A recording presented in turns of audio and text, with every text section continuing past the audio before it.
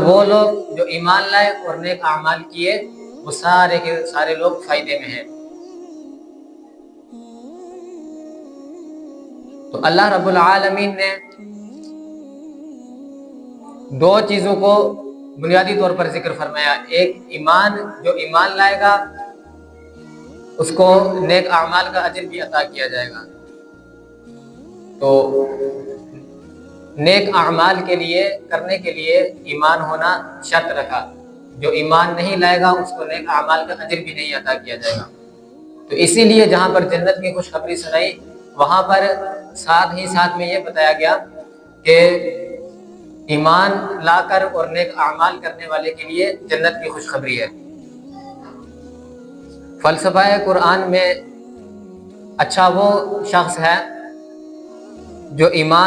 جس کا ایمان مضبوط ہو اور نیک اعمال جس قدر اس کے اچھے ہوں گے، اور اللہ رب العالمین اس بندے کے اتنے ہی درجات کو بلند فرمائے گا۔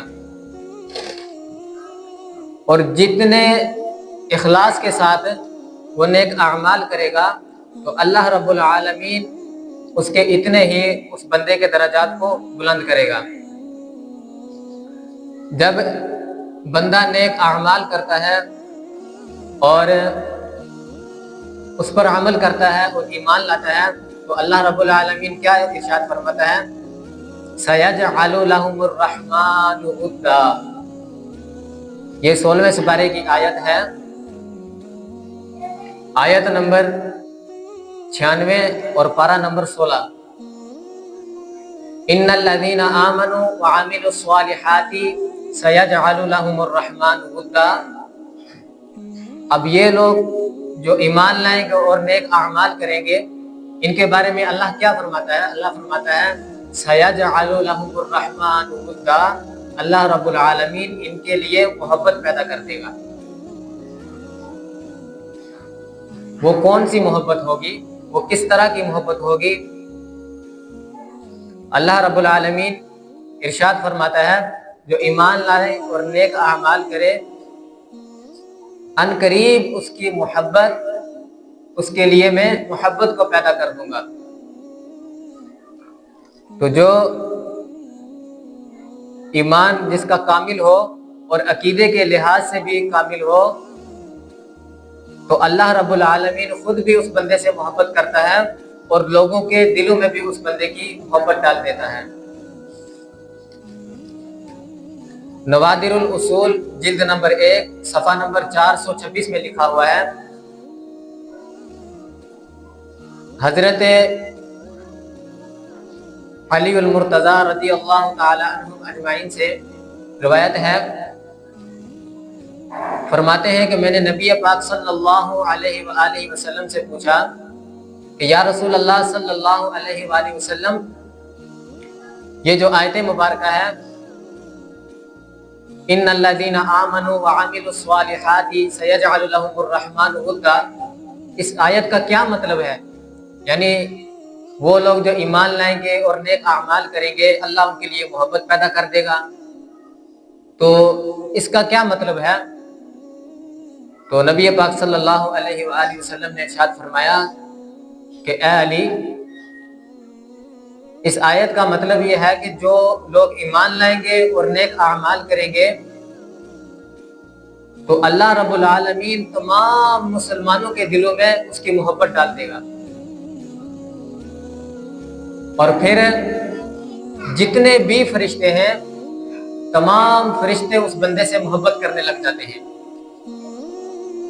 اور پھر لوگوں کے دلوں میں اس بندے کی محبت رکھ دی جاتی ہے،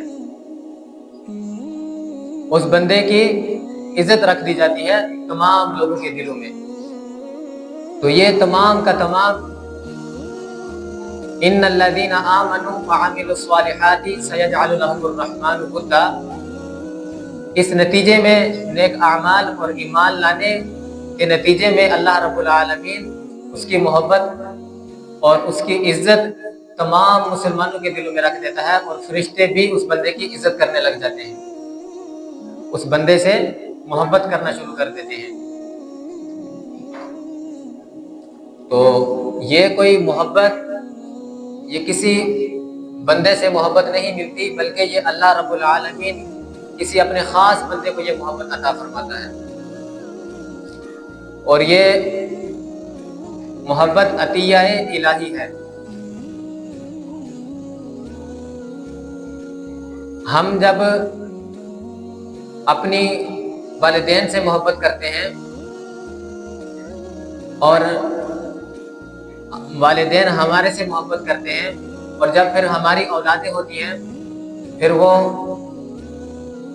اپنے والدین سے محبت کرتے ہیں اور والدین اپنی اولاد سے محبت کرتے ہیں، تو یہ اس کی کیا وجہ ہے؟ اس کی وجہ ایک ہی ہے کہ ہمارا خونی رشتہ ہے ان کے ساتھ۔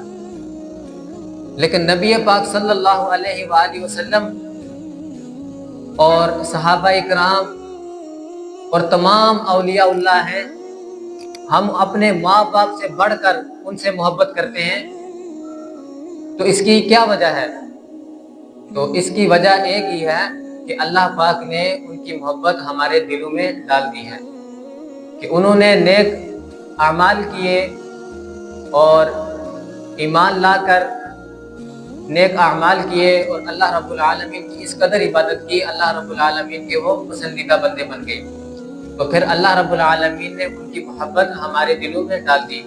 آج ہم دیکھتے ہیں کہ اولیاء اللہ پر اتنا رش ہوتا ہے، وہاں پر لوگ ہر کسی کی تمنا ہوتی ہے کہ اللہ رب العالمین مجھے موقع دے کہ میں وہاں پر جاؤں، حالانکہ ہر کسی کی یہ تمنا ہوتی ہے کہ اللہ رب العالمین مجھے اتنی ہمت اور استطاعت دے میں روزہ رسول پر جا کر حاضری دوں۔ تو اس کی کیا وجہ ہے؟ اس کی یہی وجہ ہے کہ اللہ رب العالمین نے اپنے رسول اور صحابہ اور اولیاء اللہ کی محبت ہمارے دلوں میں ڈال دی ہے، اس وجہ سے ہم ان سے محبت کرتے ہیں۔